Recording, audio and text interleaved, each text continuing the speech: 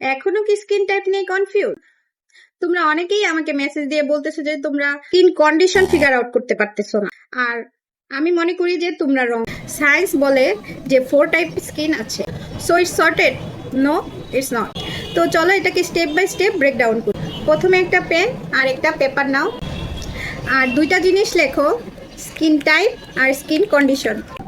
আর সব কিছু ভুলে যাও তোমার স্কিন নিয়ে, একদম জিরো থেকে শুরু করো।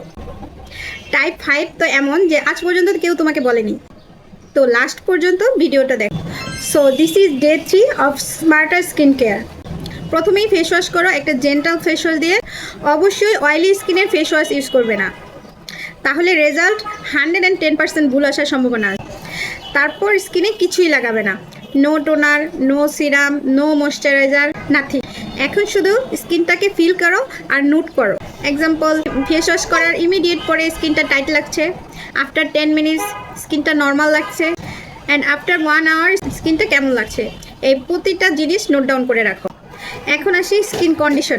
মেবি তোমার একনি আর পিগমেন্টেশন আর ডিহাইড্রেশন অথবা সেন্সিটিভিটি, তোমার স্কিন কন্ডিশন অনুযায়ী এখানে লিখে ফেলো। অনেকের একাধিক প্রবলেমও থাকতে পারে, বাট এটা নিয়ে টেনশন করার কিছু নাই, জাস্ট রাইট ডাউন। এরপর রেজাল্টটা বুঝি। যদি তোমার ফেস টাইট অথবা স্টেচি লাগে তাহলে তোমার ড্রাই স্কিন। যদি তার পাশাপাশি তোমার অ্যাকনি থাকে তাহলে you have dry acne prone skin, not oily skin. পুরো ফেস অয়েলি তাহলে অয়েলি স্কিন। তার পাশাপাশি তোমার ফেসে যদি অ্যাকনি থাকে তাহলে oily acne prone. T zone oily, বাকি অংশ ড্রাই, তাহলে ইউ হ্যাভ কম্বিনেশনস। সবচেয়ে ট্রিকি পার্ট, যদি তোমার স্কিন অয়েলি ফিলও হয় প্লাস টাইটও লাগে তাহলে তোমার অয়েলি ডিহাইড্রেট স্কিন, মানে অয়েল তো আছে বাট ওয়াটার নেই। যেটা আমি ডে 1-এ বলেছিলাম, skin care is all about balancing oil and water.